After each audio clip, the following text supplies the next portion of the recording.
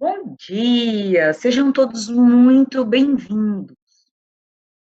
Para quem não me conhece ainda, eu sou a Cristina Amaral, ocupando o posto de diretora do Centro de Altos Estudos da PGFN, confirmando a minha fala anterior, de que os eventos do Tributos a Elas não tratam só de temas de interesse feminino.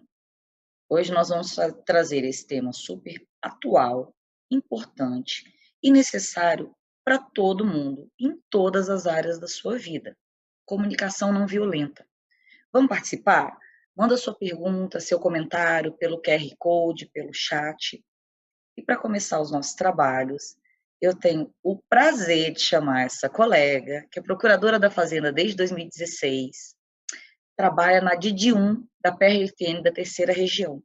Doutora Fernanda Santiago, a palavra é com a senhora. Muito obrigada pela sua presença.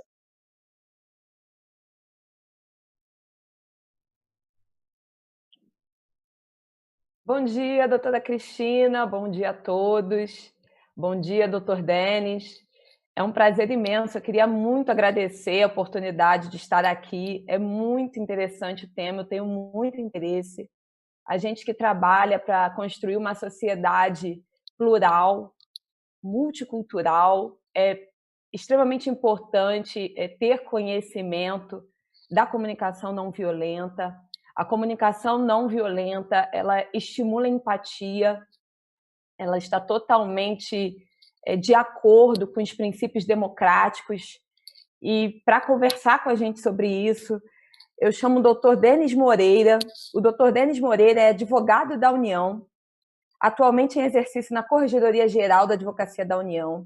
Ele é ex-procurador-chefe da Procuradoria da União no Pará, ex-procurador-chefe da DGFI, ex-coordenador-geral da G-Amazônia Legal, ex-coordenador-geral da Força Tarefa de Proteção da Zona Costeira, é co-criador do Programa de Aprendizagem Institucional, é mestre em Direitos Humanos pela Universidade Federal do Pará, pós-graduado em Direito Processual, pós-graduando em Neurociência em Comportamento, professor de Processo Coletivo, Direito Ambiental e de Desenvolvimento Humano e Pacificação, tem formação em analista de perfil comportamental e coach, formação de programa de gestão avançada. É um prazer, doutor Denis Moreira, tê-lo por aqui. Muito, muito obrigada mesmo por se dispor a conversar com a gente sobre a comunicação não violenta. Com a palavra, o doutor Denis. Bom dia a todos, a todas. Dizer que é uma imensa satisfação de participar do PGFN Connects, a convite do Tributo a Elas. Realmente é uma honra participar.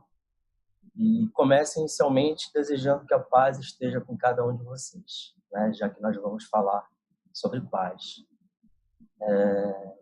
Esse é um tema que tem ganhado cada vez mais espaço dentro de todos os contextos que você pode imaginar, dentro das instituições, dentro das relações pessoais, porque a gente está no momento de esgotamento de um paradigma que é o paradigma do conflito e do confronto.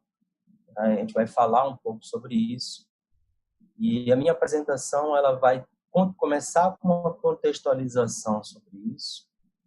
Depois nós vamos falar um pouco mais sobre esse paradigma, né? Mostrar como nós somos violentos e muitas vezes nós temos dificuldades, inclusive, de admitir que nós somos violentos, porque nós não nos percebemos violentos. E é isso parte que a gente vai entrar propriamente dito na CNV. Por quê? Porque a maior parte das apresentações que tratam da CNV, elas não contextualizam onde você deve usar a CNV, por que você deve usar a CNV. Então, primeiro a gente deve entender o paradigma do conflito e confronto, como ele é desgastante, como ele funciona, qual é a lógica de funcionamento dele na nossa vida, na sociedade. E a partir dessa compreensão, aí sim, situar a CNV nesse contexto, dentro de um contexto até mais amplo de uma disciplina que nasceu em 1950, mais ou menos, final da década de 50 do século passado, que é a disciplina dos estudos para a paz. Então, eu vou compartilhar com vocês a apresentação.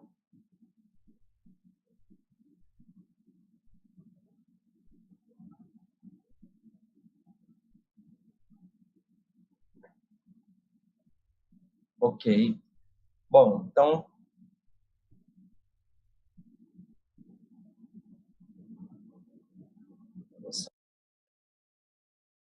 Um segundinho.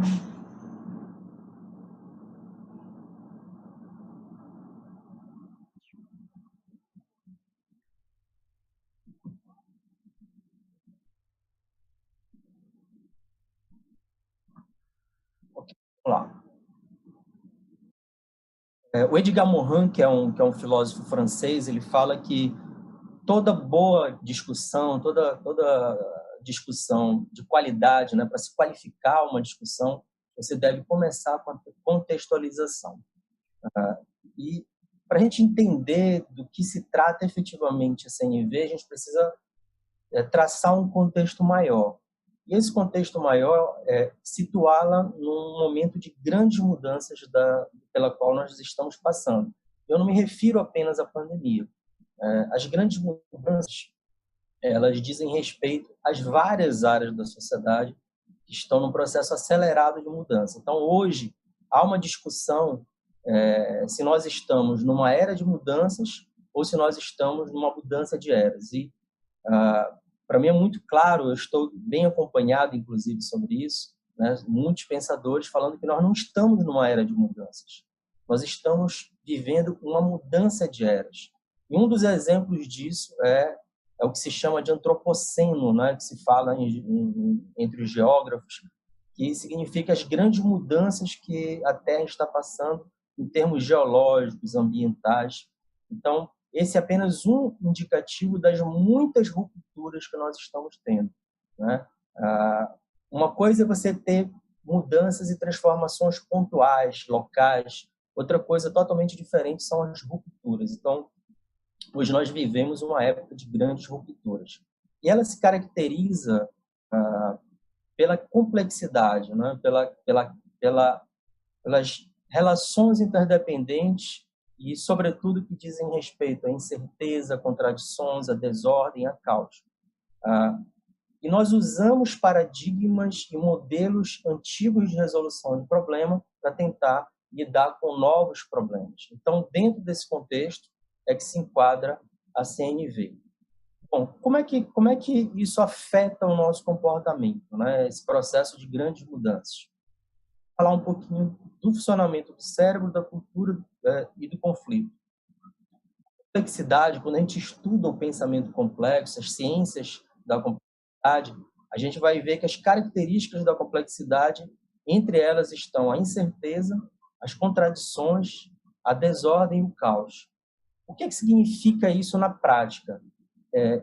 Esse conjunto de elementos, esse conjunto de características, ele aciona uma parte do nosso cérebro chamado sistema límbico, sobretudo uma parte chamada amígdala. O que significa isso na prática? É que cada vez mais, diante da complexidade, a gente olha para essa complexidade a partir de uma sensação de ameaça. Então, a incerteza, as contradições, as desordens, elas são percebidas pelo nosso cérebro como um processo de ameaça.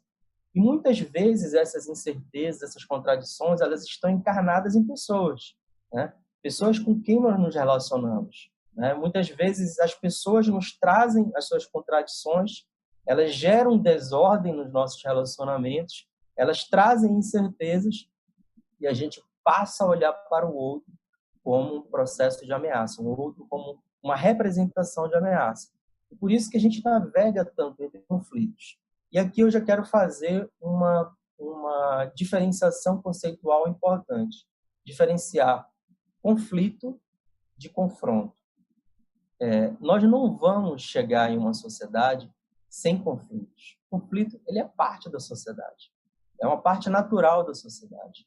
Porque nós somos diferentes, somos seres complexos, com necessidades universais, mas interesses diferenciados. Então, o conflito é natural. O problema é que, quando esse conflito ele evolui para uma situação de confronto. O que é o confronto? O confronto é o desejo de destruição do outro, é o desejo de rotular o outro, é o desejo de diminuir o outro, é o desejo de gerar algum tipo de constrangimento ou sofrimento para o outro. E essa é uma cultura ainda muito forte. Né?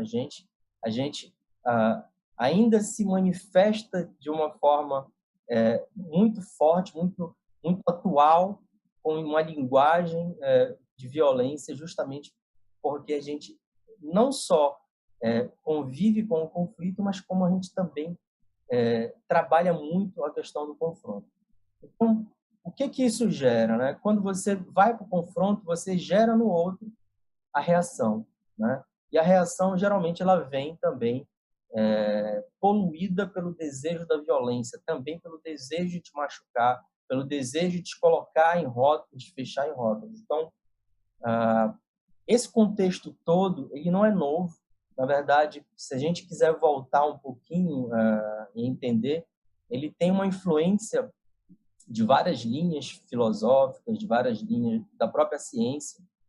E uma das discussões que se desdobra aí séculos adentro é sobre a nossa natureza humana. Então, se você for no Leviatã do Thomas Hobbes, você vai encontrar o Thomas Hobbes dizendo que o homem é o lobo do homem, né? Que nós somos seres egoístas, inclinados para pensarmos apenas em nós mesmos, e que se nós tivermos interesses, nós vamos fazer o mal, independentemente das consequências disso. Bom, se você for para o Rousseau, você tem uma visão oposta. O Rousseau, ele acredita que nós nascemos com uma natureza pura e que é a sociedade que corrompe essa natureza. Né? Hoje, as ciências comportamentais, cada vez mais, elas refutam ambas percepções. Nós não somos, a nossa natureza não é egoísta, má, e a gente também não é um anjinho, né? um poço de bondade. Na verdade, nós somos seres complexos, com contradições, com necessidades, com medos, com uma série de questões que nós mesmos, muitas vezes, não sabemos como lidar com isso. Um outro ponto que é muito comum e que alimenta essa lógica de confronto é a crença na competição. A leitura da origem das espécies do Darwin, ela foi feita uma leitura onde se destaca o aspecto competição. Mas hoje a gente já sabe, todo mundo numa releitura, inclusive da obra do Darwin, sabe que um dos elementos centrais da evolução da espécie humana é a colaboração e não a competição. Não é que não exista competição, é óbvio que existe competição, mas a colaboração é um fator essencial dentro da evolução, não só da espécie humana, mas de todas as espécies. E um outro aspecto é o caráter de racionalidade que é dado pela matriz mais clássica econômica que vem do Adam Smith. Então, acreditando que nossas decisões, os nossos pontos de vista partem do pressuposto que nós somos apenas racionais. E volto a dizer, hoje as ciências comportamentais já superaram esse paradigma e é muito claro que a nossa cognição ela não é apenas racional. E aí eu já deixo 2 livros como indicação para que se leia e se possa, para aqueles que têm interesse, possam mergulhar mesmo nesses aspectos que eu falei. Um é o Rápido e Devagar, do Daniel Kahneman, e o outro é o do Antônio Damasio, que fala sobre a consciência humana. Então, esses autores eles vão mostrar como, por exemplo, aspectos dos vieses, como a heurística, como as emoções elas determinam muito do nosso comportamento. Mas, muito bem, se nós temos esse contexto cultural de achar que nós somos egoístas, que o que vale é a competição, que o que vale é uma racionalidade fria, que desconsidera as necessidades das emoções, esse contexto cultural ele vai gerar violência. E essa violência, usando a classificação do Galton, a gente vai falar daqui a pouquinho sobre ele, o Johann Galton, ela se expressa em 3 níveis: a violência direta, a violência estrutural e a violência cultural. A violência direta é aquela em que você consegue identificar a vítima e o agressor, né? Essa é a característica central. Na violência estrutural, você geralmente identifica a vítima, mas nem sempre é muito fácil você identificar quem é o agressor. E na cultural, às vezes você não percebe nem quem é a vítima e nem quem é o agressor. O que nos interessa para efeito de discutir a CNV dentro de um processo de pacificação é entender que a linguagem violenta ela faz parte da violência cultural e ela é extremamente ainda presente dentro do nosso convívio, das nossas relações.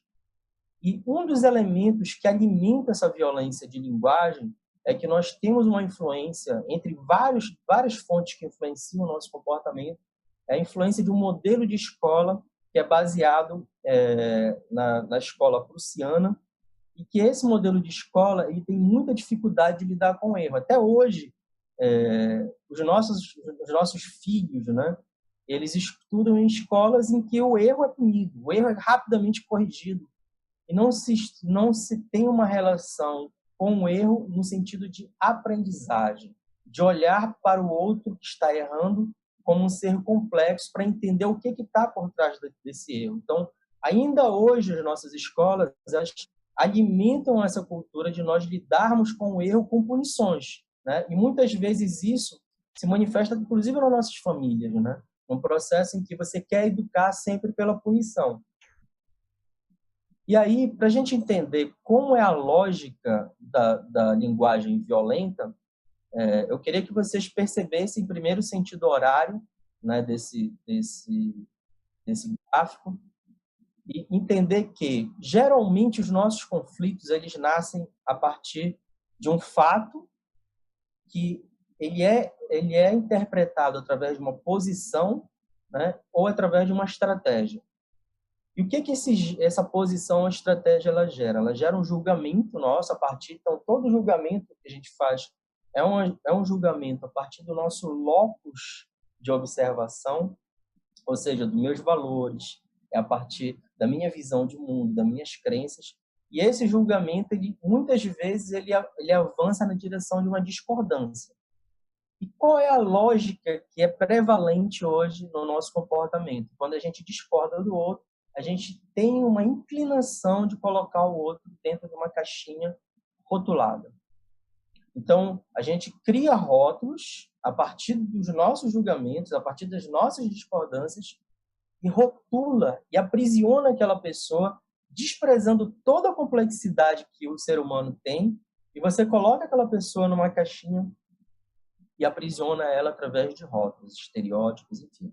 Essas caixinhas, elas têm alguns buracos, mas esses buracos, eles não são buracos para a pessoa que está presa lá, para ela se comunicar, para ela respirar. Não. São buracos por onde passam os canos das nossas armas para as caixinhas se atirarem umas contra as outras. Então, hoje, a gente vive num mundo cheio de rótulos, cheio de caixinhas, em que a gente está perdendo cada vez mais, eu acho que isso todo mundo percebe, né? A capacidade de se dialogar. Por quê? Porque sempre o outro com quem a gente não concorda, com quem a gente discorda em relação às posições e estratégias, o outro está rotulado. E aí, o processo de rotulação é preciso entender onde ele se encontra, né? Qual é a situação dele em termos de categoria. O processo de rotulação, se a gente for voltar um pouquinho lá para os nossos ancestrais, a rotulação ela começa quando as sociedades humanas elas começam a crescer, elas começam a se tornar mais complexas. Então, eu vivo numa comunidade que eu não conheço mais todo mundo, porque ela cresceu muito. Então, uma forma de eu me proteger é criar rótulos, identificar as pessoas através de rótulos. Por quê? Porque isso permite, o rótulo ele nos dá dois confortos. O primeiro é que eu tenho decisões mais rápidas a partir do rótulo. Eu tenho um rótulo, rotulo aquela pessoa, isso me permite tomar decisões mais rápidas. E a segunda é que isso me tira a culpa. Ao rotular o outro como mal, ao rotular o outro como um cretino, ao rotular o outro como imoral, isso, embora seja um processo de desumanização que eu não reconheço assim, mas eu desumanizo o outro para tirar a culpa quando eu me confronto com ele. Então, eu me sinto mais confortável de atacar o outro. Então, esse processo de rotulação, ele é um processo de desumanização. A exemplo do que aconteceu em alguns sistemas políticos, como o nazista, que rotulava as pessoas, associava elas a números, a animais, a bichos. Por quê? Porque isso desumaniza. E quando tira a tua humanidade, quando você perde essa conexão de humanidade, você perde a capacidade de empatizar. E quando você não empatiza, você tem mais facilidade de agredir, porque você não está agredindo qualquer pessoa. Você retirou do outro essa condição humana e é mais fácil de você agredir. Bom, então, o rótulo, o processo de rotulação, ele é um processo que é muito bem aceito na nossa sociedade, todos nós praticamos isso inconscientemente, e quando a gente rotula, coloca as pessoas na caixinha, fica mais fácil você partir para o confronto. Então, essa é a lógica que gira a linguagem de violência. Discorda de um fato, de uma posição, de uma estratégia, julga, discorda, rotula e vai para o confronto. Bom, o que a CNV propõe para a gente fugir desse ciclo vicioso, né? Quero entender que a linguagem ela tem algumas camadas, tá? Então, se eu pudesse dizer para vocês que estão nos ouvindo, talvez qual seja o slide mais importante de toda a apresentação seja esse. Por quê? Porque quando a gente entende quais são as linguagens, as camadas comunicacionais, quando a gente percebe a estruturação da linguagem, fica mais fácil de a gente entender por onde o conflito está transitando. Então, vamos lá. Essas camadas, além dessas, temos outras, mas essas são as principais, não só para a CNV. Essa é uma camada que é usada, por exemplo, pela Escola de Negociação de Harvard. É a camada que é usada pela escuta empática do Carl Rogers, que nós vamos falar na semana que vem, entre outras propostas de comunicação. Bom, geralmente, onde é que os conflitos acontecem? Onde é que os confrontos acontecem?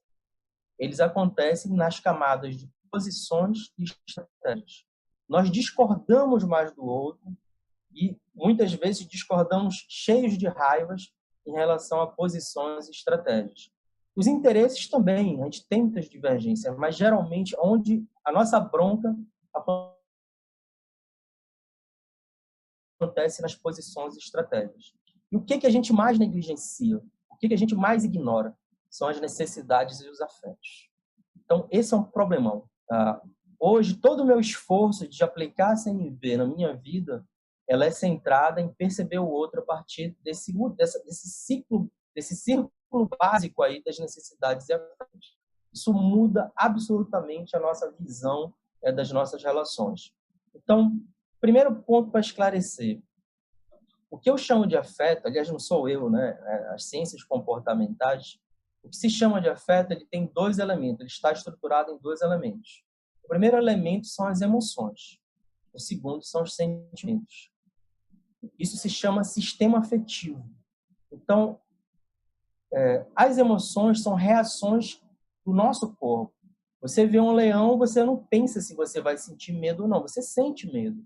E teu coração palpita mais, você vai ter sudorese, todo o teu fluxo de sangue vai mudar, ele vai se concentrar para as áreas que você vai te possibilitar uma reação de fuga ou de confronto. Então, isso é uma reação automática e inconsciente. Isso é emoção. E o que é sentimento? Sentimento é você ter a autopercepção, a autoconsciência do que você está sentindo, né? Então, há uma diferença básica nesses dois. Então, esse é chamado sistema afetivo. E você tem as necessidades, que a gente vai falar daqui a pouquinho, a partir da pirâmide de Maslow. Essas necessidades, elas são universais. Todos têm necessidades universais. Todos, sem exceção. Mas as necessidades, elas se expressam no mundo através dos interesses. Então, eu posso ter a necessidade, que é uma necessidade universal de segurança, mas essa segurança ela vai se expressar no mundo através do interesse. Esse interesse ele muda de pessoa para pessoa. diferentemente das necessidades que são universais, o interesse se expressa no mundo através de diferentes manifestações. Eu posso querer sentir segurança comprando uma arma, mas uma outra pessoa pode querer sentir segurança fazendo um curso de CNV. Uma outra pessoa pode querer sentir segurança indo morar com os pais. A outra não, pode querer segurança, mudar para a Europa, para alguma cidade que não tem um índice de segurança mais baixo, enfim. Isso são interesses que são específicos, são manifestações específicas de uma necessidade básica chamada segurança. Nos interesses, por exemplo, quando você usa a escola de Harvard de negociação, eles vão te dizer, olha, tira o foco das estratégias e posições, esquece. Foca nos interesses e necessidades, porque a solução dos nossos conflitos, elas estão aí. Se você entende qual é a necessidade e você entende qual é o interesse, você vai trabalhar para ampliar o leque de possibilidades de resolução de um conflito a partir dos interesses e das necessidades. Ok? Então, quando a gente entende essas camadas comunicacionais, a partir da fala do outro, eu tento estruturar a fala dele, entender o que é estratégia, o que é posição, o que é interesse, o que é necessidade, o que é afeto. Ok? Não esqueçam esses slides. E essa aqui é a famosa pirâmide de Maslow, né, que é um psicólogo que ele estruturou as nossas necessidades em camadas. E aí você tem uma camada básica, que é uma camada de sobrevivência, são as necessidades fisiológicas, a exemplo da respiração, da comida, do sexo, do sono, dentre outras. Você tem uma camada de segurança, que é a segurança do teu corpo, a segurança do teu emprego, a segurança da tua família. E essas duas fazem a camada da sobrevivência, né? Do que é essencial para a nossa sobrevivência. Você tem uma outra camada, que é as camadas do bem-estar, né? Que são a camada dos relacionamentos, né? E da estima. Então, nos relacionamentos, você vai ter o relacionamento da tua amizade, o teu relacionamento íntimo, o teu relacionamento na família. E na estima, autoestima, confiança, né? Buscar ter o respeito dos outros. E essa constitui a camada do bem-estar social. E, por fim, você tem a camada da realização pessoal. Essa é considerada, por exemplo, por um outro psicólogo, que é o Viktor Frankl, que ele fala que nela que está, por exemplo, o nosso senso de propósito. É você acordar e dizer, por que eu quero? Por que eu estou acordado hoje? Por que eu quero fazer da minha vida? Então, o senso de propósito, por exemplo, ele está nessa de realização pessoal, assim como a criatividade, a solução de problemas, enfim. Então, todas essas camadas que nós estamos vendo nessa pirâmide de Maslow, elas são universais. Todo ser humano tem, seja aqui, seja no Paquistão, seja na Índia, seja na China, todos nós temos. Mas elas vão se expressar no mundo através de interesses que são diferentes, através de posições que expressam a tua crença, o teu modelo mental, através de posições e de estratégias que são diferentes. Mas a base, aquilo que nos unifica, aquilo que nos irmana como condição humana, ela diz respeito às nossas necessidades universais. Então, aqui, a gente tem, eu queria ler para vocês duas falas hipotéticas para que vocês tentem observar, a partir dessas falas, se vocês conseguem identificar a estrutura desses elementos nessas falas. Então, vamos lá. A primeira é uma fala dentro de uma relação de casal, ok? Estou inseguro sobre a nossa relação. Você nunca é claro sobre os seus sentimentos. Isso me deixa triste e confuso. A partir de hoje, isso acabou. Não aceito mais viver assim. Ou você muda, ou é o fim da nossa relação. Ok? Eu não sei se eu vou conseguir ler, porque está aparecendo as imagens aqui está cobrindo uma parte do texto. Eu vou tentar. Estou inseguro sobre o que fazer neste caso. Aí já é uma fala de um colega de profissão. Ok? A chefia tem posições contraditórias sobre o assunto. Isso me deixa confuso e inseguro. Esse comportamento é patético. A partir de hoje, vou ignorá-lo. quero organizar um arquivo com pareceres referenciais sobre o assunto para não me estressar. Vocês conseguem perceber onde é que está interesse, onde é que está estratégia, onde é que está sentimento, onde é que está necessidade aí, nessas falas? Então, vamos tentar ver se a gente consegue mostrar para vocês como, dentro de uma fala, esses elementos eles aparecem. Então, percebam aí, dentro de uma mesma fala, vários elementos. Então, na primeira fala do casal, né? Estou inseguro sobre a nossa relação. Aí você tem um misto de falar sobre o teu sentimento de insegurança e sobre a tua necessidade de segurança. Você nunca é claro sobre seus sentimentos. Aí é uma posição, é uma percepção dela sobre o mundo, a partir dos valores dela, do olhar dela para o mundo. Isso me deixa triste e confuso, sentimentos. A partir de hoje, isso acabou, não aceito mais viver assim. Aqui você já tem interesse e posição. Aqui começa o nosso problema. Ou você muda, ou é o fim da nossa relação. Aqui você já tem uma estratégia. Na estrutura dessa fala, onde é que geralmente a gente se apega? A partir da onde a conversa vai focar? Geralmente é a partir do interesse, posição, estratégia. E a gente absolutamente ignora os sentimentos e as necessidades. Então, a proposta da CNV é você, antes de você tratar de estratégia, tratar de posição, é você perceber aquele círculo lá que está na base, que são os sentimentos, né? O sistema afetivo e o sistema de necessidades. Na fala do colega de profissão, assim, imagina que você fala isso e o outro que ouve vai dizer: você é uma autoritária, você não me escuta e você quer me impor as coisas. Veja, a partir daí a conversa já desanda. Porque o foco da conversa passa a ser o quê? Posição e estratégia. E aí a gente tem um conflito. Em momento algum, nessa fala, a necessidade de sentimento foi aprofundado para eles tentarem trabalhar esse aspecto da relação. Em relação ao colega de profissão, estou inseguro sobre o que fazer nesse caso, sentimento e necessidade. A chefia tem posições contraditórias sobre o assunto, é a posição dele, é a crença dele, é como ele percebe o problema. Isso me deixa inseguro, sentimento. O comportamento dele eu não consigo ler, não está conseguindo passar essa parte. A partir de hoje, vou ignorá-lo. Estratégia. Vou organizar um arquivo com pareceres referenciais para o assunto para não me estressar mais. Aqui você tem interesse e estratégia. E aí o colega pode responder para ele e dizer assim: me tira disso porque eu acho que você está sendo irresponsável e essa questão de fazer pareceres, isso é um problema da chefia, isso não é um problema meu que eu devo me envolver. Então, veja, novamente, a resposta do colega é focada no interesse e na estratégia. Em momento algum, ele vai focar nos sentimentos e necessidades.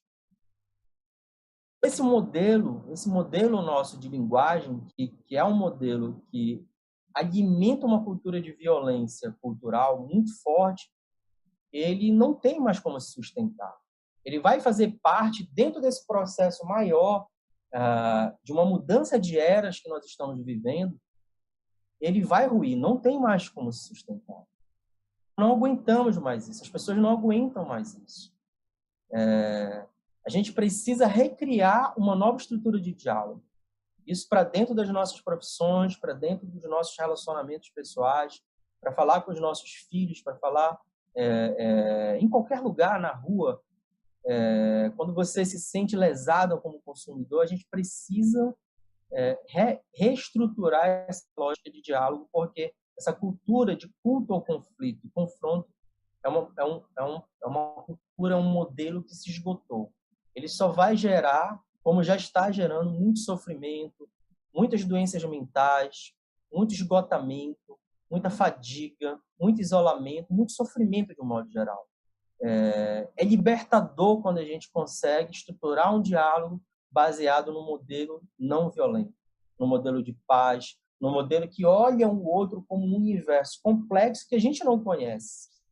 Então, a proposta nossa, diante dessa encruzilhada que nós estamos, porque na medida que a sociedade se torna mais complexa, na medida que a sociedade gera mais demandas e cada vez demandas mais aceleradas para nós lidarmos, a gente precisa remodular, refazer esse modelo de diálogo. E aí que entra falar um pouquinho sobre essa disciplina que é muito desconhecida no Brasil, infelizmente é chocante num país que ainda é tão violento e que na Constituição tem um compromisso de ser um país de paz, de intermediar, inclusive, paz. Inclusive, o Brasil está indo cada vez mais assumindo missões de paz no exterior, e é uma disciplina absolutamente ignorada pela academia, né? Então, a disciplina Estudos para a Paz, que tem como o Johan Galtung como um dos pioneiros, né? Ela usa uma lógica que confronta uma lógica das relações internacionais chamada corrente realista. Ele fala o seguinte: se você quer a paz, te prepara para a guerra. Que louco isso, né? Enquanto que a disciplina de Estudos para a Paz, ela inverte essa lógica. Ela diz, não, se você quer a paz, te prepara para a paz. E o que a gente está fazendo hoje aqui, nessa manhã, conversando sobre a CNV, conversando sobre uma cultura de violência, sobretudo expressada na nossa linguagem, é isso, a gente se preparar para a paz. E aí eu me valho desse documento, dessa Declaração de Sevilla, de 1986, adotada pela Unesco em 89, em que um grupo grande de cientistas das mais diversas áreas refuta aquilo que eu falei lá atrás sobre a natureza humana, dizendo que nós não temos uma programação cerebral ou genética para a violência. Que é errado dizer que a evolução ela selecionou apenas comportamentos violentos no ser humano. Que é errado a gente olhar para o outro apenas com uma percepção de ameaça. E que é cientificamente correto a possibilidade de a gente construir a paz. Então, é nesse contexto, né, de uma construção de paz, de um esforço de remodelar modelos de comunicação, que o Marshall Rosenberg, que é um psicólogo estadunidense, ele apresenta esse modelo chamado comunicação não violenta. Tirando esse nome, na proposta do Rashman, dada pelo Mahatma Gandhi, né, de você ter uma vida não violenta. Então, por isso que vem esse termo da não violência. E ele estrutura toda uma lógica de comunicação através da CNV. Você pode olhar para a CNV como uma técnica, você pode olhar para a CNV como uma abordagem. Eu prefiro olhar para a CNV como uma proposta de vida, porque quando você olha para a CNV como uma proposta de vida, você não fica tão apegado a acertar qual é a frase que você deve usar exatamente numa coisa, não. Eu acho que o primeiro passo nosso para a gente começar a falar sobre CNV é nós nos reconhecermos como seres complexos, reconhecer o outro, né, o outer, como seres complexos, como universos complexos que nós não conhecemos. E a CNV propõe uma lógica de nós conhecermos esse outro.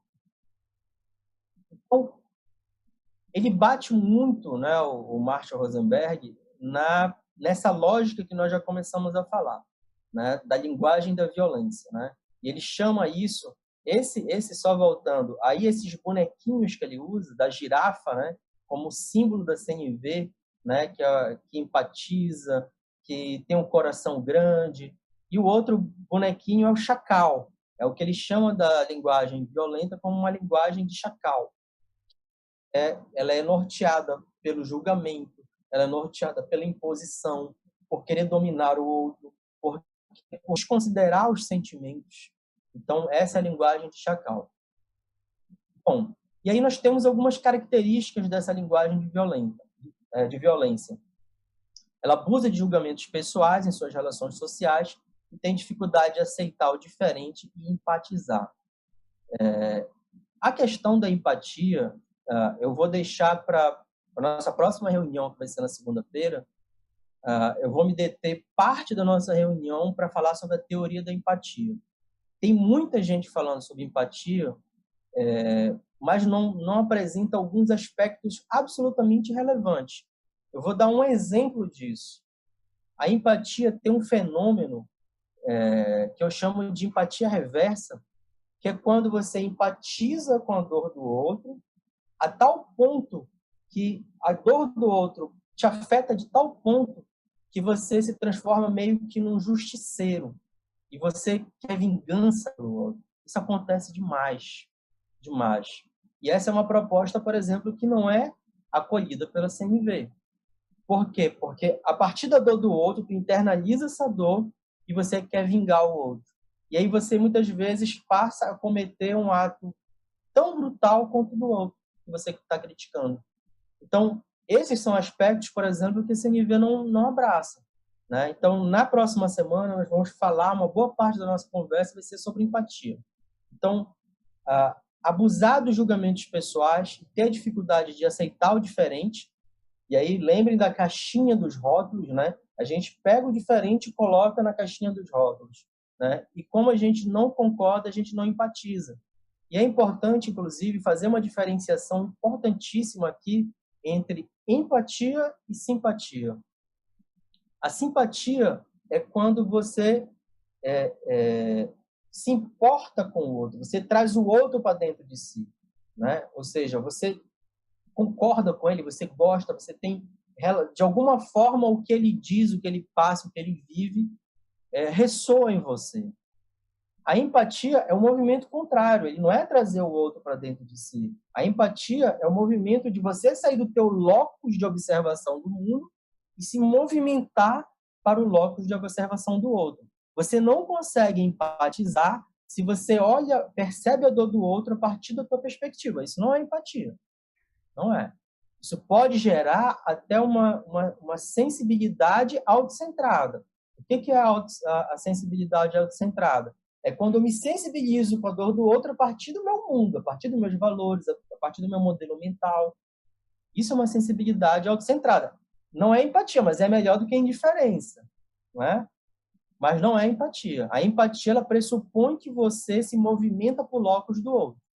Então, o segundo ponto da linguagem de violência é quando você usa muitos rótulos e estigmas e encarcera pessoas nessas definições sem considerar a complexidade do ser humano.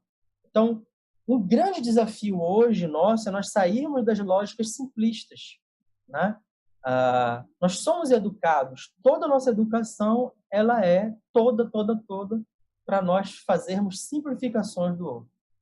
Então, o grande desafio hoje nosso é entender o outro como um universo que a gente não conhece e que ele é complexo. E quando ele é complexo, esse complexo ele abarca caos, incerteza, desordem e paradoxos, contradições. Nós somos seres contraditórios. Uma terceira característica dessa linguagem de violência é quando você tem dificuldade de escutar. No modo reativo, enquanto você ouve, pensa, argumenta e replica. Então, isso a gente vai tratar na próxima reunião, na semana que vem, mostrar a diferença entre ouvir e escutar, mostrar como nós somos péssimos em escutar e mostrar que tem muitos modelos de escuta, né? A gente vai tratar na semana que vem da escuta empática, mas tem vários modelos de escuta. A exemplo da escuta restaurativa, a exemplo da própria CNV, entre tantas outras aí que a gente pode citar, a escuta generosa, enfim.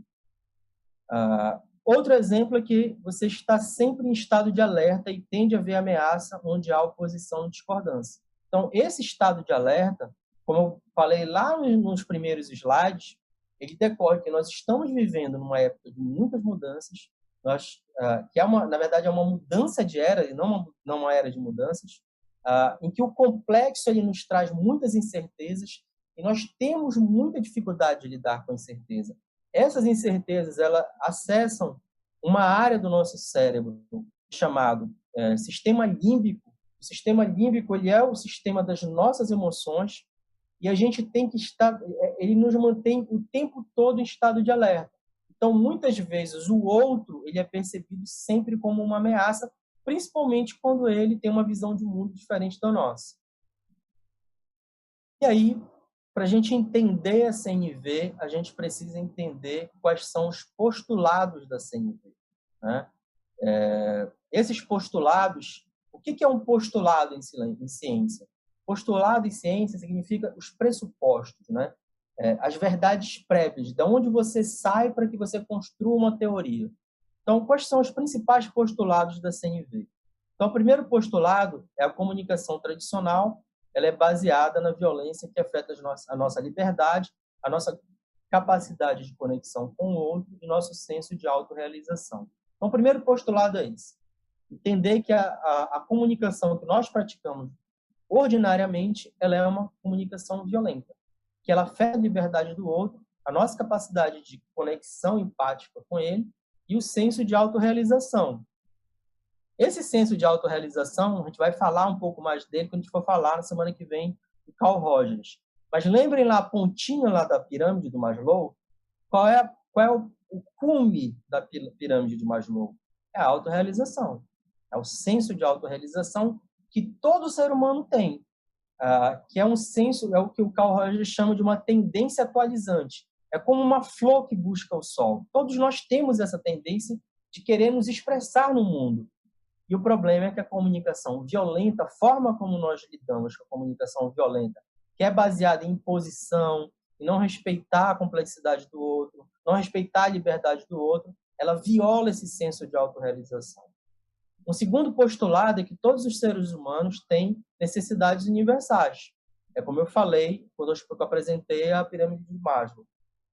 Ou seja, o que nos irmana na nossa humanidade são as nossas necessidades universais. O terceiro postulado é que os sentimentos estão relacionados às necessidades. E esse é um postulado que o Marshall Rosenberg trabalha de uma maneira absolutamente fantástica na CNV. Então, por exemplo, quando ele fala da raiva, que alguém comenta alguma coisa e isso me deixa com raiva. O Marshall Rosenberg ele explica que essa raiva é a expressão de uma necessidade não atendida. Então, os nossos sentimentos, quando você se sente frustrado, quando você se sente com raiva, quando você se sente desrespeitado, por trás desse sistema afetivo que está se expressando através das tuas emoções ou dos teus sentimentos, existem necessidades tuas que não estão sendo atendidas. Então, no processo de autoconhecimento, que é um processo que todos nós deveríamos cuidar, né, na nossa vida, é algo que eu levo muito a sério na minha, é perceber, a partir da minha reação emocional ou sentimental, quais são as necessidades minhas que não estão sendo atendidas naquele caso. A mesma coisa vale para um filho. O teu filho não obedece algum pedido teu. E ele começa a chorar, ele manifesta raiva, ele manifesta indignação. Geralmente, o nosso olhar para isso é criticar a estratégia, a posição dele. Mas um olhar mais humanizado, um olhar mais generoso, um olhar não violento, é perceber o que aqueles sentimentos, o que aquelas emoções expressam em termos de necessidades não atendidas dele. Isso vale para os colegas de trabalho. Às vezes você tem um colega de trabalho que está super estressado, o cara vive estressado, e o que a gente faz? Qual é o movimento que nós fazemos de uma forma muito confortável, né? A gente faz isso automaticamente, a gente pega ele e coloca numa caixinha e diz, coloca o rótulo lá, fulano é estressado. E pronto, está resolvido. Então, a gente não sabe de nada o que está por trás daquele estresse, não sabe do sistema afetivo dele, não sabe das necessidades. Por quê? Porque já foi resolvido, a gente já colocou ele numa caixinha. E a partir dele estar naquela caixinha, toda a minha relação com ele vai ser como? Construída a partir da percepção que ele é estressado. Então, eu já vou ter cuidado, já não vou falar certas coisas, talvez eu precise me afastar, né? Quando, na verdade, aquele colega que está estressado, provavelmente ele está precisando de uma escuta empática. Não precisa necessariamente de conselho. A gente vai falar disso na reunião que vem. Então, sempre os nossos sentimentos eles estão relacionados a necessidades. O quarto postulado. As nossas necessidades estão diretamente relacionadas ao nosso senso de autorrealização que deve ser buscado com liberdade. Então, quando eu respeito o outro, quando eu olho o outro como um universo complexo que eu não conheço, que ele também tem um senso de crescimento de autonomia, A minha linguagem deve ser sempre a que favoreça que esse outro cresça, assim como eu gosto que isso aconteça comigo. Então, é entender que o outro tem um caminho dele, tem o tempo dele. O que para a gente pode parecer uma coisa tão óbvia, por que ele não faz isso? É porque ele está no tempo dele. Ele vive uma história que não é a tua história. Então, esse é um postulado importante da CNV. E o quinto postulado é entender que a indiferença, necessidades não atendidas, geram sofrimento e conflito. Enquanto que a conexão empática e as necessidades atendidas geram bem-estar e disposição de colaboração. Então, perceba, às vezes você está numa equipe, você está num ambiente de trabalho em que ele é extremamente turbulento. Por quê? Porque a cultura dele, e aí não entra só a questão da linguagem, vamos olhar para todos os tipos de violência, né? A violência direta, estrutural e a cultural. Às vezes, a estrutura daquela equipe, a estrutura daquela organização, ela já é por si mesma violenta.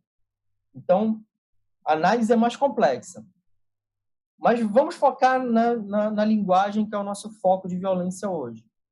Então, muitas vezes, a linguagem daquela equipe ela é permeada pela violência. Por você focar basicamente nas estratégias, focar basicamente nas posições, por você ignorar o sentimento dos outros, por você ignorar as necessidades dos outros. As pessoas têm muita dificuldade ainda hoje de falar dos seus sentimentos no trabalho. É impressionante. A gente ainda trata o ambiente de trabalho como um ambiente de competição e de guerra. Será que é mesmo? Eu, por exemplo, tenho ótimos amigos no trabalho. Então, por que a gente olha para o outro sempre, ou sempre não é a melhor expressão, né? Sempre é uma expressão violenta também, porque é uma expressão de generalização. Mas por que nós temos a inclinação de olhar para o outro sempre como uma ameaça? É porque a gente não olha ele a partir de todas as expressões dele, a exemplo das necessidades. Quais são os pilares da CNV? Os pilares da CNV, você só consegue praticar a CNV através da conexão empática e da expressão autêntica. Então, o que é a conexão empática? É a capacidade de se conectar e ressoar empaticamente com os sentimentos e necessidades das outras pessoas. Sem empatia, não tem CNV. Então, se sempre a tua relação ela é pautada a partir do teu locus interno e você nunca se movimenta em direção do locus interno do outro, você não vai praticar CNV. Você pode sensibilizar, tá? Como eu falei, você pode praticar uma sensibilidade autocentrada, mas CNV você não vai praticar. Por quê? Porque um dos pilares da comunicação não violenta é a empatia. Você precisa empatizar. E a segunda é a expressão autêntica. É a capacidade de expressar a autenticidade através da autoempatia e de pedidos que enriqueçam a vida. Então, inclusive, alguns professores de CNV usam a expressão comunicação autêntica, que é bem legal também. É porque você não precisa se violentar e deixar de falar o que tem que ser falado apenas para manter um clima de paz aparente. Não. É apenas você saber como falar o que deve ser falado. E um outro ponto que é importantíssimo também para a gente não se confundir, né, para não gerar dúvidas, é sobre os estágios da responsabilidade emocional. É muito comum quando você traz a proposta de você tratar do sistema afetivo, de você ter três reações básicas, segundo Marshall Rosenberg. Então, o que o Rosenberg fala? Ele fala que muitas pessoas elas lidam com as emoções, com os sentimentos dos outros, a partir do que ele chama de escravidão emocional, ou seja, a gente se sente responsável pelo sentimento do outro. E o Marshall Rosenberg diz que não, que isso não faz parte da CNV. Cada um é responsável pelo seu sentimento. Isso não quer dizer que você não deve se importar com o sentimento do outro.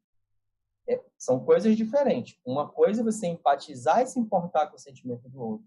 A outra coisa é você ser responsável pelo sentimento do outro. Não. Como seres autônomos, nós devemos nos responsabilizar pelos nossos sentimentos.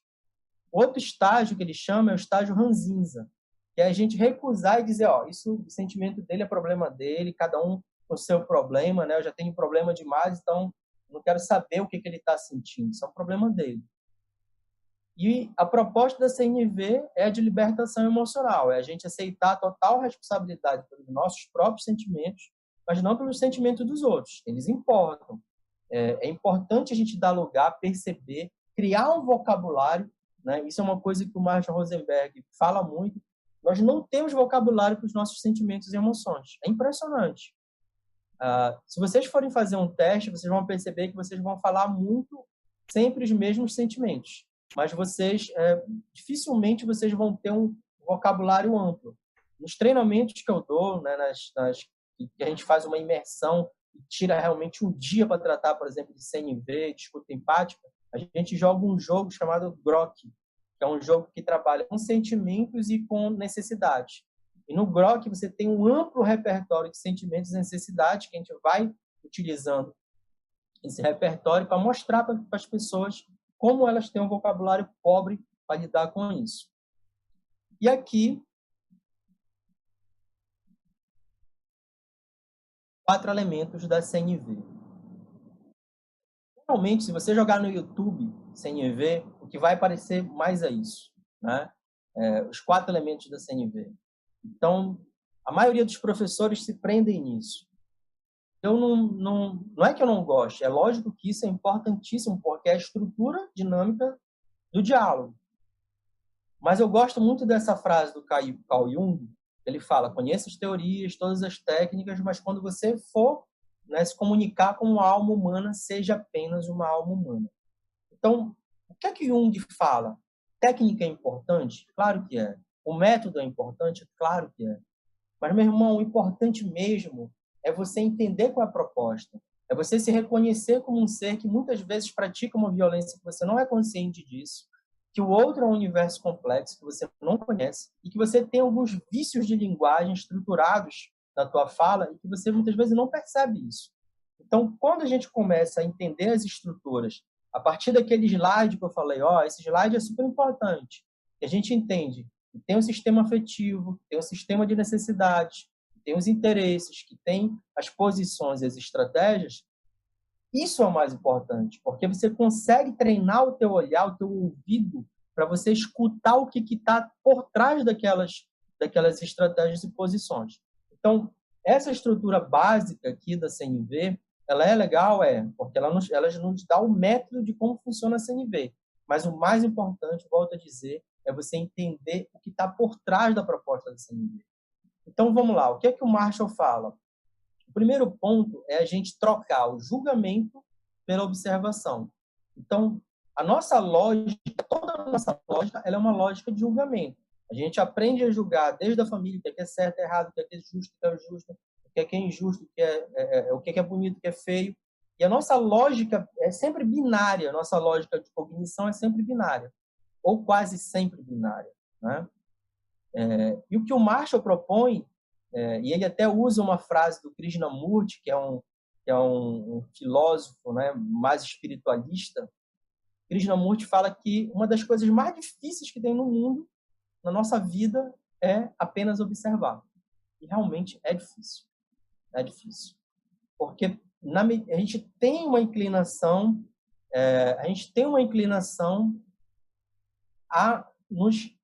uma tentação de sempre julgarmos, porque o julgamento ele foi importante dentro do nosso processo evolutivo, porque a gente vivia num ambiente muito hostil, e se aparecesse um leão, eu não podia ficar só observando, eu tinha que julgar aquele leão se ele era perigoso ou não, né?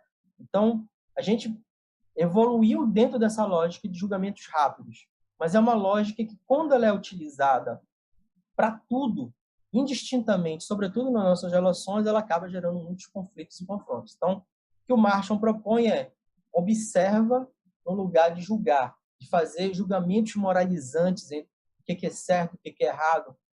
Pega um fato concreto, ao invés de você dizer: o colega ele é procrastinador. A gente tem um colega que ele é irresponsável, ele só deixa os prazos para o último dia. Isso é um julgamento. Isso é um julgamento. Então, você pode dizer que o colega, nos últimos dias, ele tem peticionado nos últimos dias do prazo. Pronto, é uma observação. Você não fez julgamento de valor sobre isso. O segundo passo é falar sobre os nossos sentimentos e diferenciar o que é sentimento de não sentimento. Então, a gente tem muita dificuldade de falar sobre os nossos sentimentos e confundimos muito o que não é sentimento. Então, por exemplo, toda vez que a gente começa falando expressões como eu sinto que, eu sinto como, essas são expressões que geralmente elas não expressam um sentimento. Eu sinto como se eu tivesse sido enganado. Ela não está te expressando nenhum sentimento. Eu sinto que hoje não foi um bom dia. Não está expressando nenhum sentimento. Então, o que o Marshall propõe é que a gente trabalhe o vocabulário dos nossos sentimentos, perceba esses sentimentos, perceba os sentimentos dos outros, atento para aquilo que eu falei, para esses estágios da responsabilidade emocional, né? Entendendo que a gente não é responsável pelo sentimento dos outros, mas que a gente cuide dos nossos sentimentos, não tenha medo dos nossos sentimentos. E, por fim, assim, o terceiro passo é trocar estratégias e posições com as necessidades. E falei no slide, o foco não deve ser nas estratégias, não deve ser nas posições. O foco deve ser a gente trabalhar as nossas necessidades, que são necessidades universais. E o quarto passo da CNV é você trocar as exigências pelos pedidos. Pedidos que enriquecem a vida. Entender que se você conhece bem as suas necessidades, se você conhece bem os seus interesses, se você está conectado com os seus sentimentos e com os sentimentos e necessidades do outro, você tem mais possibilidade de fazer pedidos e não exigências, pedidos que enriquecem a vida. Quando esses pedidos, muitas vezes, entram num limite e o outro não consegue atender, a gente abre um leque de possibilidades de negociação. Usando o exemplo da escola de negociação, ele foca, uma das estratégias é exatamente isso, é você diversificar ao máximo as possibilidades de interesse para que vocês tentem achar um interesse que seja comum e que os dois saiam ganhando. E aí a gente vai, né? Esse é o ciclo a partir da CNV. Vejam que mudou totalmente, né? Se a gente for para o slide anterior, lá em cima você vai ter fato, posição, estratégia, que são os gatilhos, né? E aí você tem o que não seria CNV, que geraria uma linguagem de violência, você, no lugar da observação, você teria um julgamento. E aí a CNV diz não é julgamento. A proposta da CNV é você observar aquele fato e empatiza com o outro. Então, você substitui o julgamento pela empatia e observação. O segundo ponto é, se você fosse para aquele ciclo anterior, que é o ciclo da violência, você teria a discordância. Você já toma uma posição, você já discorda daquilo. E aqui não. Você se conecta com o teu sentimento e tenta perceber qual é o sentimento que o outro tem, né? Por que ele está com raiva? Por que ele está frustrado? No outro momento, você migra para o sistema de necessidades, identificar qual é a necessidade do outro. Vejam que lá naquele slide anterior da linguagem de violência, aqui na necessidade, o que estava? Estavam os rótulos. Todo mundo preso nas caixinhas dos rótulos. Por quê? Na caixinha do rótulo é mais fácil, né? É mais fácil a gente ir para o confronto, porque isso tira a nossa culpa, tira o nosso senso de responsabilidade. A gente rotula e a gente pode bater à vontade, né? E aí, quando você muda essa caixa de rótulos pela uma caixa de necessidades, você começa a entender o outro a partir da sua complexidade. E aí, no último, que seria o confronto ou a exigência, né? Você exigir do outro que ele siga o que você quer, que você imponha, né? Muitas vezes, a gente não percebe, mas a gente passa por um processo de querer colonizar a mente, os sentimentos e as necessidades dos outros a partir do meu mundo. Então, quando você faz esse processo, você sai da lógica de exigência e de imposição para uma lógica de pedido. Então, esse é o ciclo virtuoso da CNV. Você sai, tira o foco das posições e estratégias, observa, empatiza, sente, trabalha as necessidades e trabalha os pedidos, né? Por que a CNV hoje ela é tão importante. Viver em conflito, isso se a gente for tanto de uma perspectiva histórica, se você for resgatar tanto da perspectiva histórica, sobre da perspectiva científica, seja no âmbito das ciências comportamentais, seja no âmbito das ciências da saúde, você vai sempre associar o confronto, o conflito a perdas, a grandes perdas.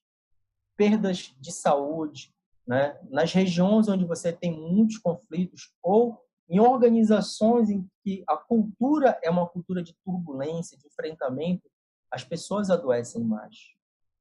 Mas esse adoecem mais, adoecem muito mais. Muito mais. Quando a gente adoece, quando a gente está num clima organizacional, ou num clima de família, ou num clima relacional, em que ele é alimentado diariamente pelo confronto, o teu córtex, que é a parte do cérebro que é responsável pelas decisões, pelo planejamento, mas também ela é responsável por ser um mediador das emoções, o que acontece? O teu córtex ele fica praticamente dedicado a cuidar das tuas emoções, porque você está sempre ameaçado. Então, sempre você está demandando o teu córtex a cuidar das tuas emoções. É um processo que esgota qualquer um.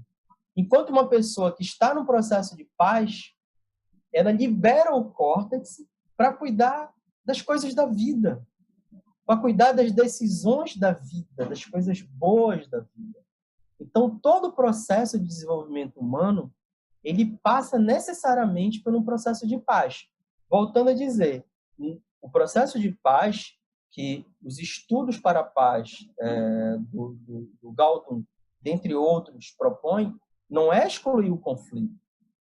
Não é. O conflito ele faz parte, sempre fará parte da vida humana. E, aliás, um bom conflito, ele coloca sobre a mesa coisas que precisam ser resolvidas para que a gente resolva, que a gente debata. A questão é quando esse conflito ele evolui para uma lógica de confronto, em que o meu desejo não é mais resolver o problema.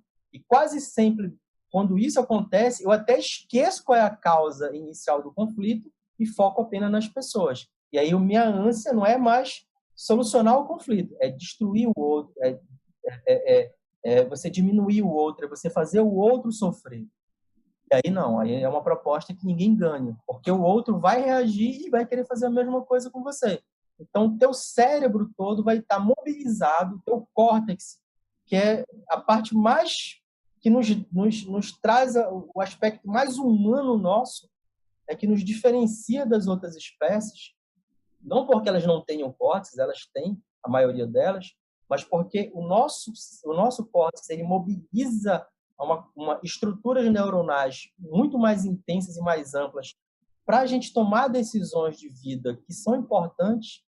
Ele vai estar mobilizado apenas para cuidar das suas emoções, porque você vive com raiva, você vive frustrado, você vive desejando o mal para o outro. Então, o processo de paz ele é um processo ele é essencial para o nosso desenvolvimento humano. É como diz o Mahatma Gandhi, não existe um caminho para a paz é o caminho. Né? Eu queria justamente encerrar com isso, com essa fala do Mahatma Gandhi.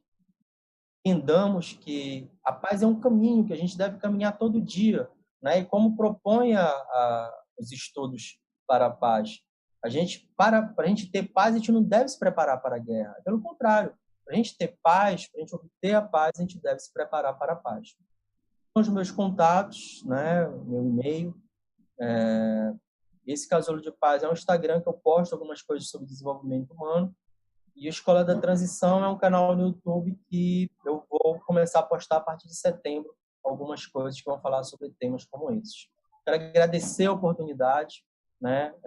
A gente ainda vai debater um pouquinho, né, com a Fernanda, e agradecer a oportunidade, dizer que eu estou muito honrado e feliz de participar desse encontro com vocês. Passo a palavra para a Fernanda, para que possa mediar.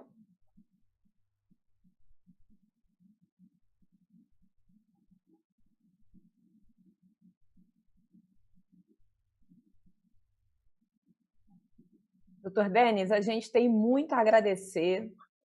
Ouvindo, né, durante a palestra, eu fui me questionando sobre a minha formação, não sei se todos que estão nos ouvindo pensaram, né, como a gente passa pela faculdade de Direito lendo tanta lei, focando tanto em técnica e aprendendo muito pouco a lidar com o ser humano, a estabelecer conexão, a saber participar de um discurso. É muito importante a gente buscar essa formação que nos traga para dentro desse ambiente de ciências humanas. O direito, o sistema de justiça, ele me parece que tem que evoluir muito para que a gente busque o seu real objetivo, né? Que é o desenvolvimento da sociedade. A gente, às vezes, fica parado nos mesmos pontos, discutindo sempre as mesmas coisas e parece que a sociedade não anda para frente. Então, assim, é muito legal ver que hoje nós temos juristas interessados em promover esse nosso crescimento. Parabéns mesmo, muito obrigada. Eu tenho aqui algumas perguntas.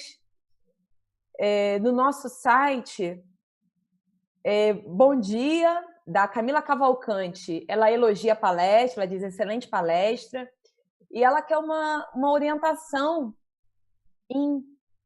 com relação a essa questão do extremismo nas redes virtuais, né? Como a gente praticar a comunicação não violenta nessas nossas relações nas mídias sociais. Ok. Bom, vamos começar primeiro com a tua fala, Fernanda, sobre a questão da formação jurídica, né? Todas as oportunidades que eu tenho tido de dar palestras, treinamentos sobre isso, sobretudo no meio jurídico, eu tenho batido muito nisso, né? É um vácuo que não tem mais nenhuma justificativa para ele se manter, nenhuma. Nós somos alimentados por uma lógica de conflito. Essa lógica de conflito ela se reflete claramente nessa lentidão do judiciário. E podem anotar o que eu estou falando aí. A pirâmide hoje vai se inverter. Já está acontecendo. O sistema multiportas, né, que trata das várias possibilidades de você resolver os conflitos fora do judiciário, como a mediação, como a arbitragem, dentre outras possibilidades, a lógica é que daqui a alguns anos o judiciário seja a exceção e que as pessoas busquem um sistema multiporta.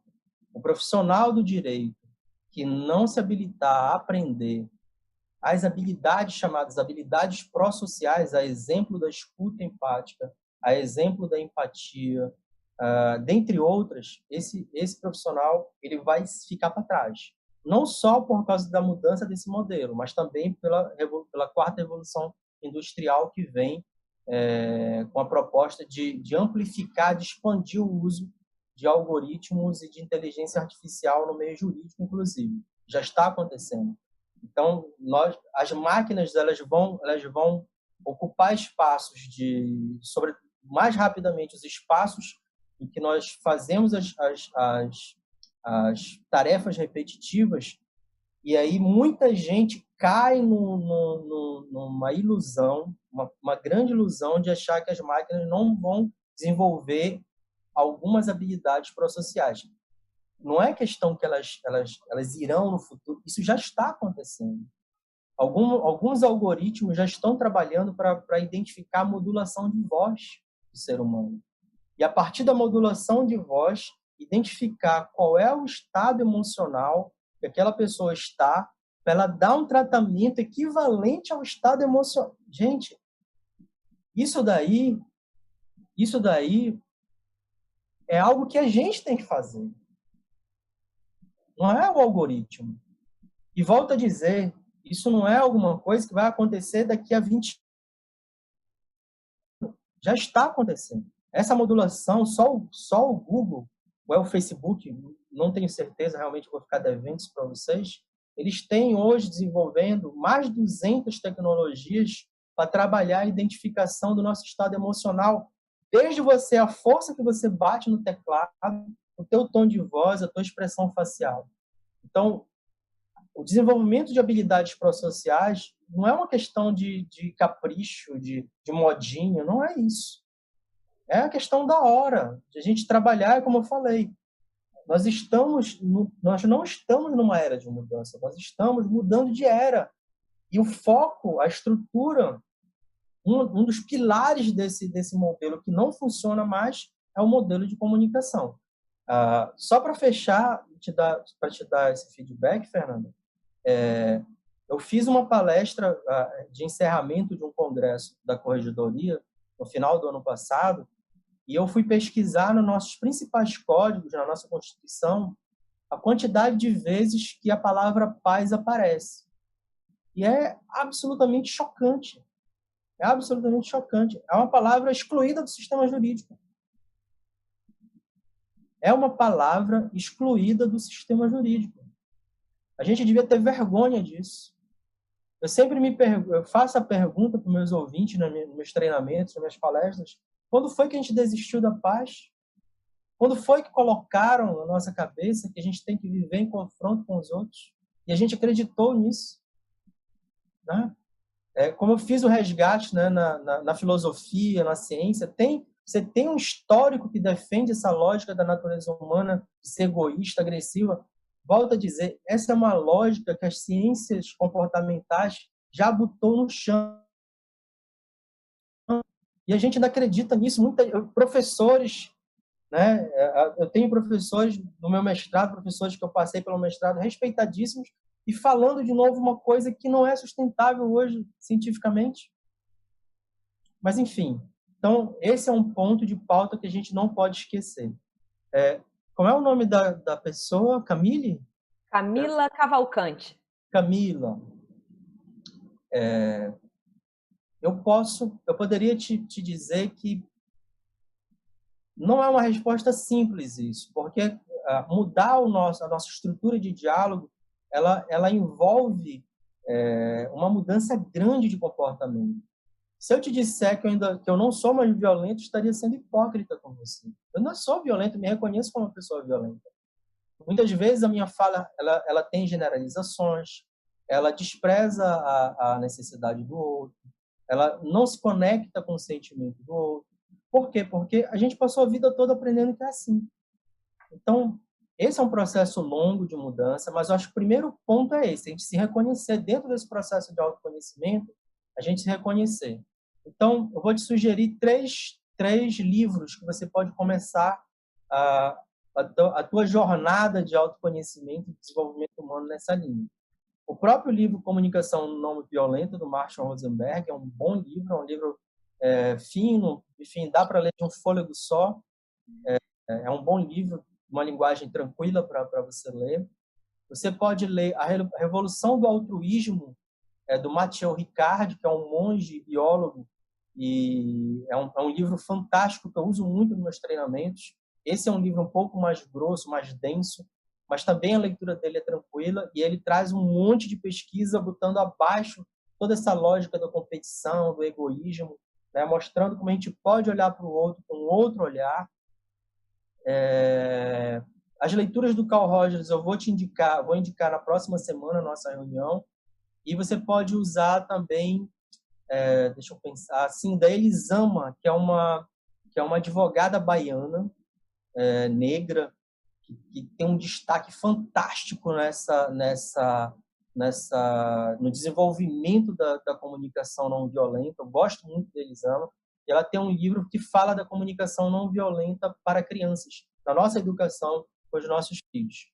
Então, para começo, eu te recomendaria esses três, porque, embora eles não estejam voltados, né, especificamente para redes sociais, mas eles servem para a base tua que vai se refletir em todos os aspectos da tua vida.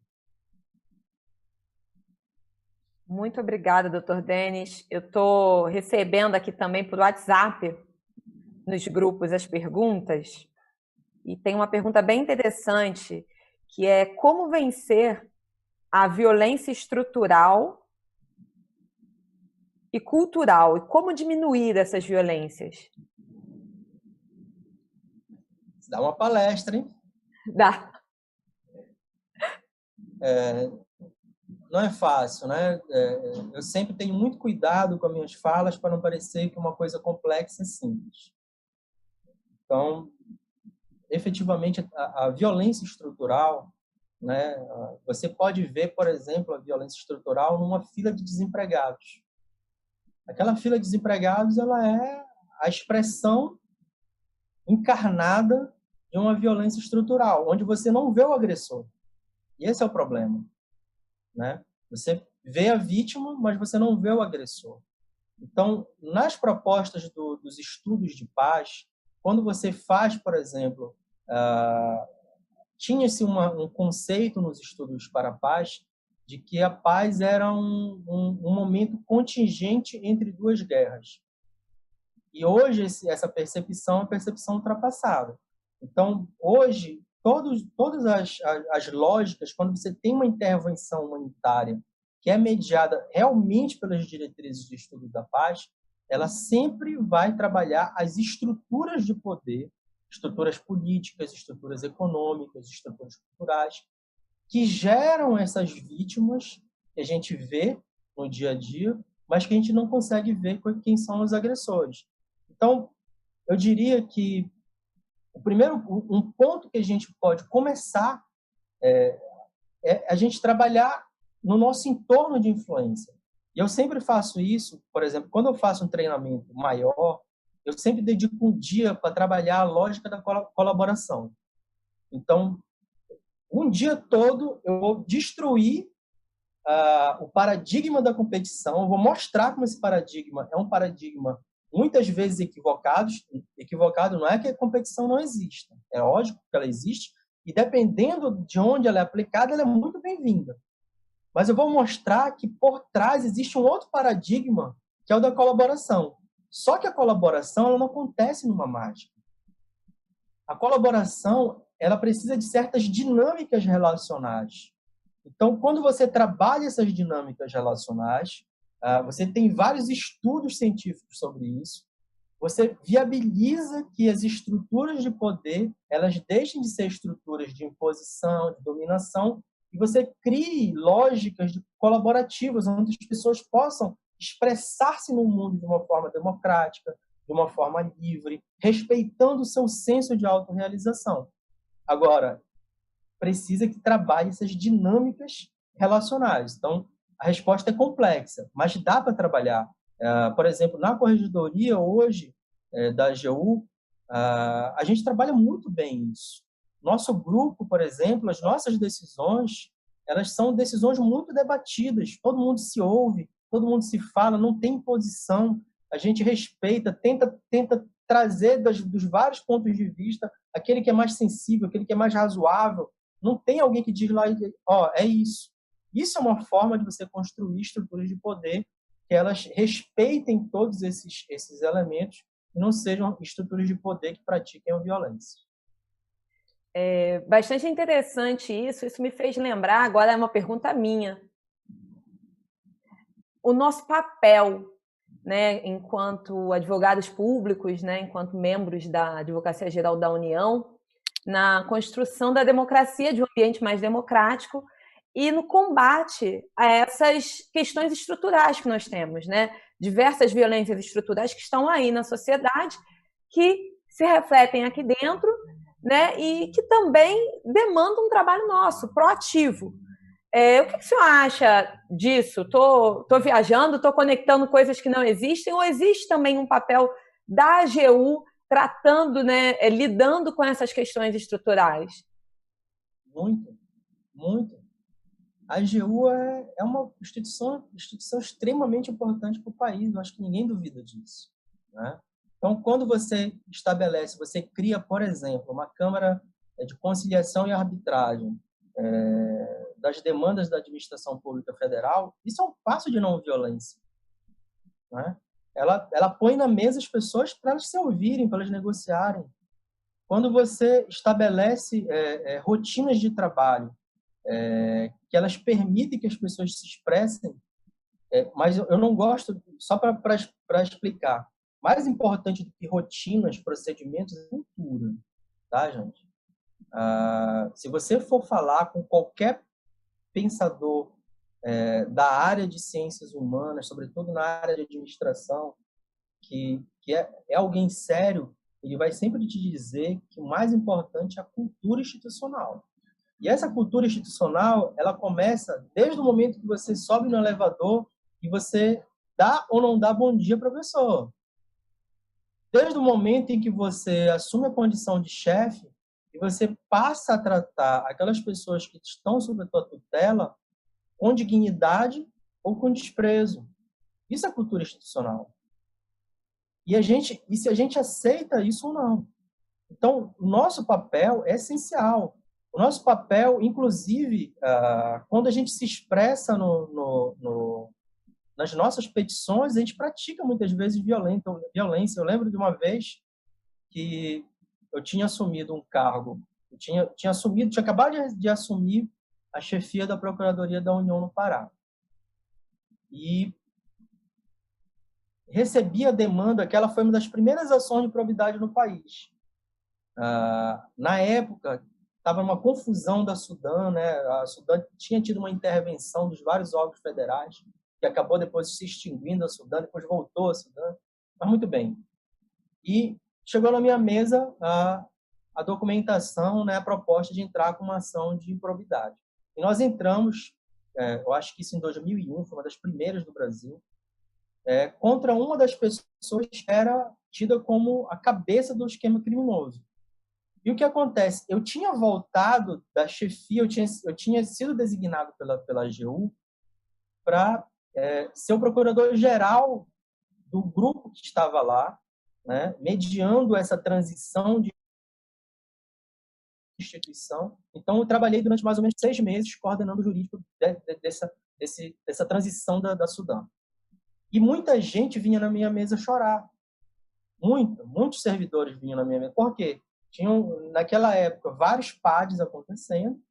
E aí você, na hora que você tem uma intervenção grande como essa, você vai inocente, vai culpado, vai um monte de gente responder, até que depois, no final, cada um pague o que tem que pagar. Mas no meio da apuração vai um monte de gente, né? Muita gente boa, muita gente honesta, gente trabalhadora, correta. E muitas dessas pessoas vinham chorar na minha mesa. Então, eu internalizei tudo isso. Quando eu voltei para ser o chefe da Procuradoria, eu estava com aquelas emoções, né, em ebulição. E quando eu fui fazer a petição inicial, eu botei tudo isso no papel. Então, a minha petição inicial foi um show de adjetivos horríveis, que eu jamais faria isso hoje. E qual foi a reação disso? A contestação da outra parte foi um horror também, porque só não me chamava de santo. Então, eu passei a ser alvo das agressões do outro. Mas eu provoquei isso porque eu fui agressivo com o outro. Eu poderia fazer uma petição inicial, como eu faria hoje, trabalhando toda a técnica jurídica para pedir o que tinha que pedir, sem aquela agressividade. Eu coloquei para o papel toda a emoção que eu estava carregando, de ver as injustiças que algumas pessoas estavam passando, o sofrimento que algumas pessoas estavam passando, e coloquei no papel. E a gente faz muito isso direto. A gente adjetiva muito nossas petições. Quando você, muitas vezes, entra numa sala de audiência, você vai preparado para a guerra, né? E, do outro lado, não tem necessariamente um inimigo, tem um outro profissional, tem um cidadão que está buscando o direito dele. Então, a AGU ela pode ser, sim, e deve ser, sim, uma instituição que seja um vetor de paz na sociedade. Isso não quer dizer que a gente não enfrente os conflitos. O conflito faz parte, mas a gente pode enfrentar esse conflito de uma forma muito mais humanizada e muito mais generosa.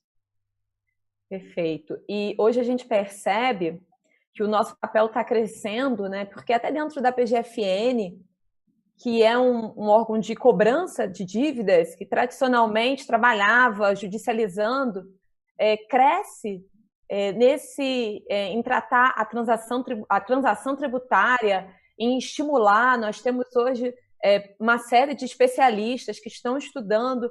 A gente ampliou muito esse sistema, né, de transacionar, de fazer acordo, quer dizer, até ambientes tradicionalmente que priorizavam um conflito, o acesso à justiça, né, hoje estão trabalhando com isso. Isso é bem interessante.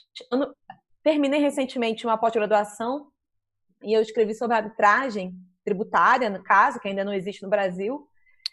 E esse sistema multiportas, ele parece realmente um caminho, um lugar que a gente vai chegar, né? A gente está chegando e parece que ele vai realmente se ampliar. Eu acredito nisso, eu aguardo, né? Fico observando. Eu trabalho na defesa, eu trabalho só com o processo judicial, mas eu gosto de observar, gosto de estudar, porque eu acredito muito nisso que você trouxe para a gente, Denis, de que a gente tem que evoluir, estudar técnicas de negociação, enfim, como se aproximar. E dentro do AGU, a gente percebe outras funções também, né?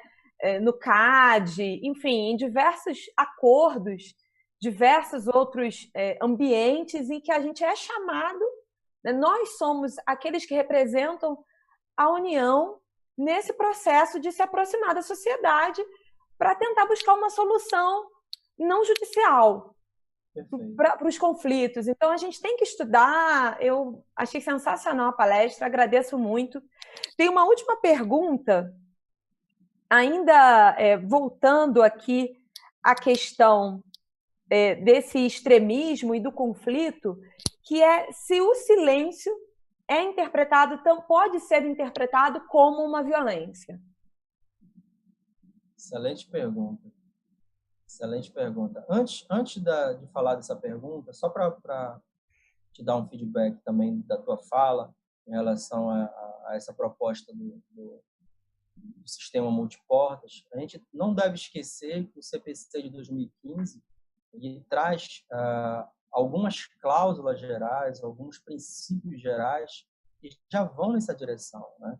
A gente tem um novo modelo de processo, que é um modelo dialógico cooperativo, que parte do pressuposto da cooperação, que trabalha as negociações processuais, que coloca a consensualidade como um dos pilares do processo moderno.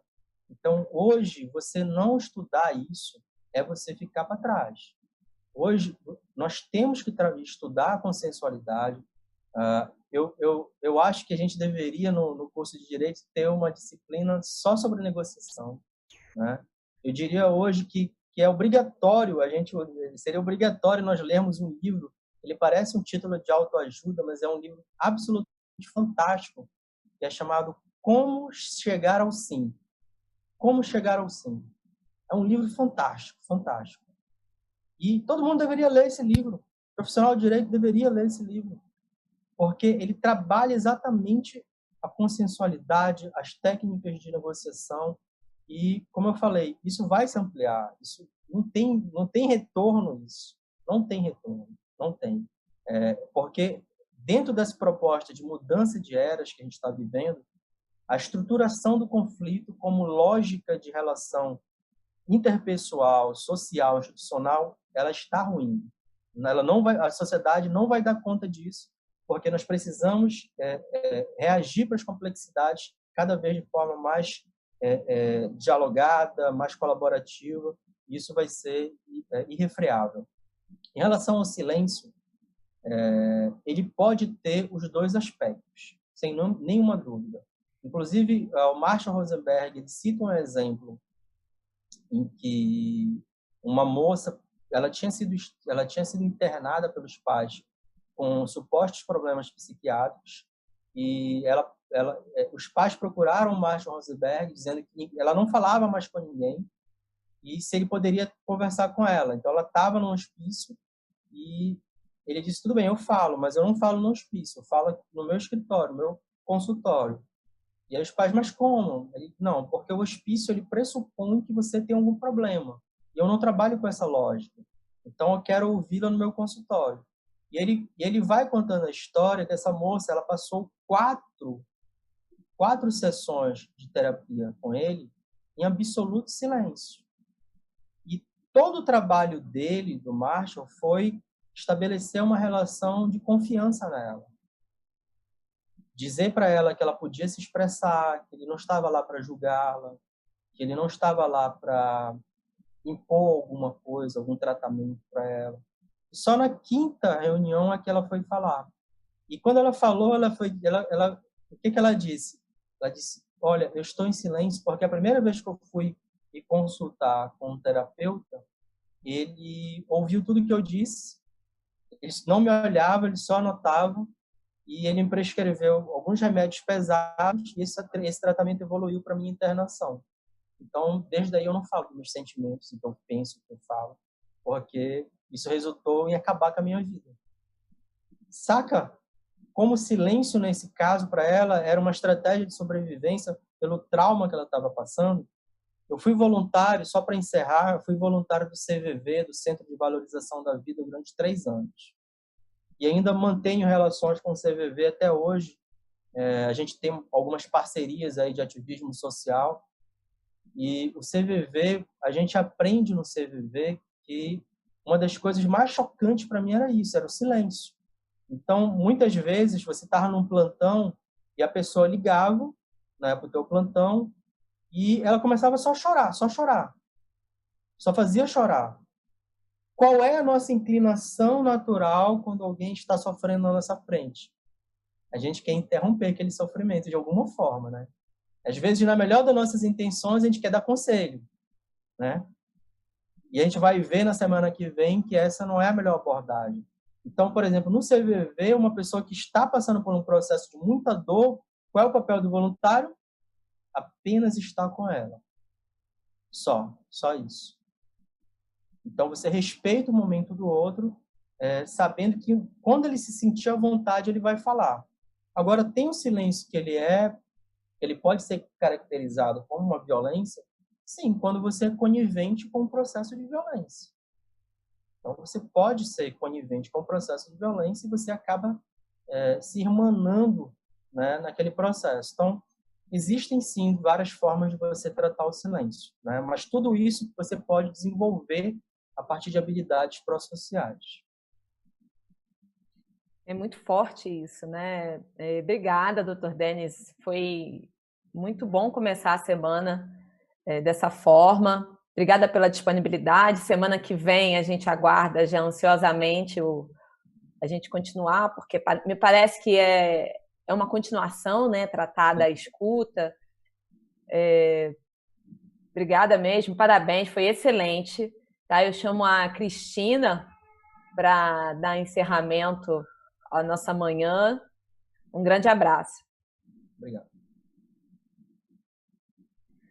Gente, vocês falando sobre o papel da AGU, em certa forma, e contra essa violência estrutural, da AGU como um todo, eu ainda não consigo falar, mas falando das iniciativas da PGFN que eu conheço, eu já vejo diversas iniciativas da instituição nesse sentido, sem ser convocada oficialmente para tanto. Vou pegar o gancho do negócio jurídico, que é quando você faz um rating diferenciado das pessoas que vão lá negociar com a PGFN, e esse rating ele foi tratado em outras palestras aqui no PGFN Conecta, do pessoal da CGR, do pessoal do Daniel Saboia, mostrando que você observa negócios, por exemplo, que foram atingidos de formas diferentes pela pandemia. Isso eu já acredito que é uma forma de atuação da PGFN, a criação do Regularize, que é quando você cria uma forma mais fácil de comunicação do contribuinte, que ele pode expor, tem mais opções e pode expor sua situação. Estamos falando de violência estrutural, né, que é quem é mais atingido por uma eventual crise na economia, quem é, de certa forma, mais hipossuficiente. E iniciativas do próprio DGC, como o PGFN Plural, o próprio PGFN Conecta, que é onde discute-se, põe um espaço para se discutir esse tipo de tema. Então, eu acho que a instituição, de forma ex officio, tem sim atuado de uma forma bem bacana, né, nesse posicionamento. E para encerrar, eu queria dizer assim que eu adorei a palestra do Dr. Denis, muito, muito, muito boa. Tenho certeza que para muita gente ouve-se sobre a comunicação não violenta, mas não chega a adentrar no tema, conhecer no nível de profundidade que o senhor trouxe para a gente hoje. Eu, inclusive, anotei diversos livros aqui, ainda mais esse Como Chegar ao Sim. Já está na minha lista do que eu vou ler. agradecer aqui a presença de todos e convidá-los para amanhã. Estaremos aqui pontualmente às 10 horas da manhã com o Dr. Rafael Vasconcelos, nosso colega da PGFN, que vai falar sobre advocacia do futuro, advocacia pública do futuro, e falar do CPC também. Vai ser muito bacana. Gente, muito, muito obrigada pela presença de vocês. Doutor Denis, se quiser falar algumas palavras para o nosso encerramento. Só agradecer o convite, a oportunidade e me colocar à disposição para outras oportunidades e deixar um grande abraço, né? Muita paz para todo mundo. Prezados, muito obrigada, doutora Fernanda, doutor Denis, pessoal da produção. Até amanhã, 10 horas da manhã. Até mais, gente. Segunda-feira excelente para todos.